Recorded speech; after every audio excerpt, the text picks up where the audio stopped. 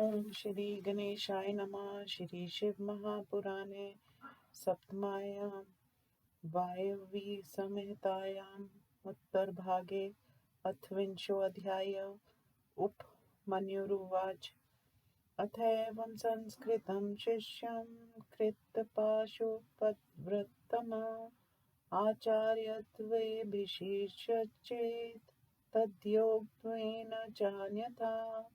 मण्डलं पूर्ववत् कृत्वा सम्पूजय परमेश्वरं स्थापयेत् पञ्चकलशान् मध्ये च पूर्ववत् निवृत्तिं पुरतो न्यस्प्रतिष्ठां पश्चिमे घटे विद्यां दक्षिणता शान्ति उत्तरे मध्यतः परां कृत्वा रक्षादिकं तत्र बद्धत्वा मुद्रां च धेनवीम् अभिमन्त्रे घटान् हुत्वा पूर्णान्तं च यथा पुरा प्रवेशमण्डले शिष्य मनुष्नीशं च देशिक तर्पणाद्यं तु मन्त्राणा कुर्यात् पूर्ववसानकम् ततः सम्पूजये देवेशं नुज्ञाप्य च पूर्वोक्त अभिषेकाय तं शिष्यमासनं त्वधिरोहयेत् सक्लीकृत्य तपक्षात् फलपञ्जक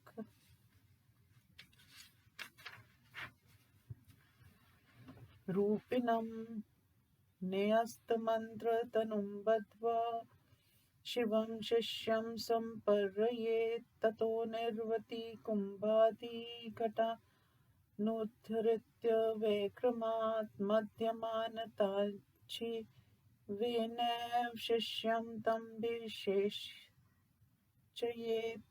शिवहस्तं सम्पर्याथ शिशो शिरसि देशिका शिवभावसम्मापन्ना शिवाचार्य तमादिशेत् अथालङ्कृत्य तं देवमाराध्य शिवमण्डले शतं स्तोत्रं हुत्वा ध्यातपूर्णाहुतिं ततः पुनः सम्पूजयं देवेशं प्रणम्य भुवि दण्डवत् शिरस्यञ्जलिमादाय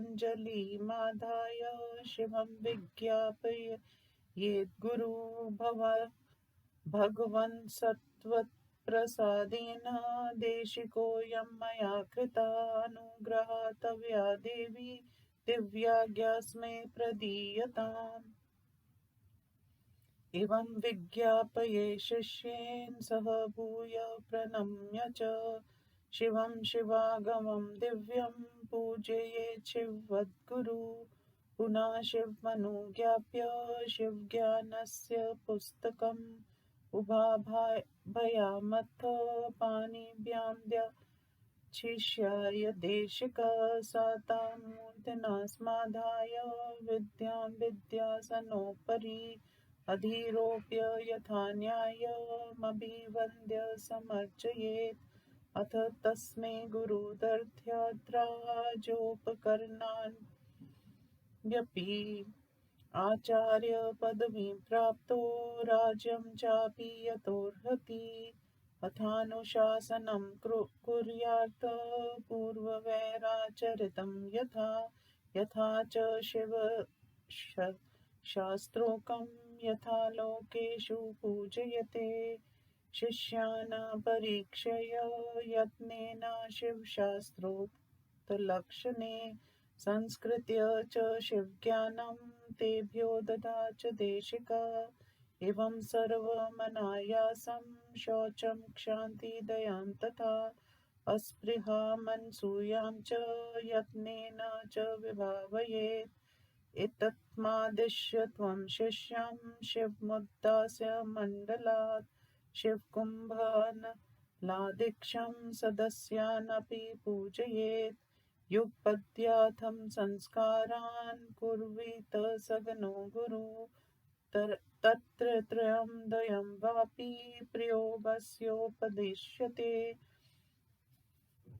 तदा दावेव कलशान् पयेदध्वशुधिवत कृत्वा स्मै संस्कारम् अभिषेकं विनाखिलं सम्भयर्च शिवं भूया कृत्वा चादविशोधनं तस्मिन् परिसमाप्ते तु पुनर्देवं प्रपूजयेत् भूत्वा मन्त्र तु सन्तर्प्य सन्दीप्य यशस्य चेक्षरं समर्प्य मन्त्रं यस्य पानो शेषं समापये तत्वा मन्त्रसंस्कार मनुचिन्त्याखिलं क्रमात् अध्वशुद्धिं गुरु कुर्यात् अभिषेकावसानिकं तत्र यच्छानतयतीतादिक्लासु विहितो विधि स सर्वोऽपि विद्यातव्यस्तत्त्वत्रयाविशोधने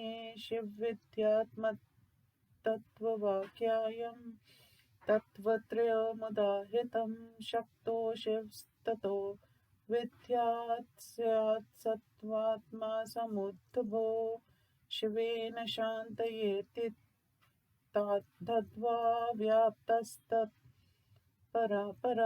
विद्या परिशिष्टोऽधवा ह्रात्मना निखिलाक्रमात् दुर्लभं शाम्भवं मत्वा मन्त्रमूलं मनीक्षिणा शाक्तं शंसितसंस्कारं शिवशास्त्रार्थपारगा इति ते सर्वमाख्यातं संस्काराख्यस्य कर्मणा चातुर्विध्यमिदं कृष्णं किं भूया श्रोतुमिच्छसि इति श्री शिव महापुराणे सप्तम्यां वायवी संहितायाः उत्तरभागे विशेषदिक्संस्कृति नाम विंशोऽध्याय। हिंदी अनुवाद।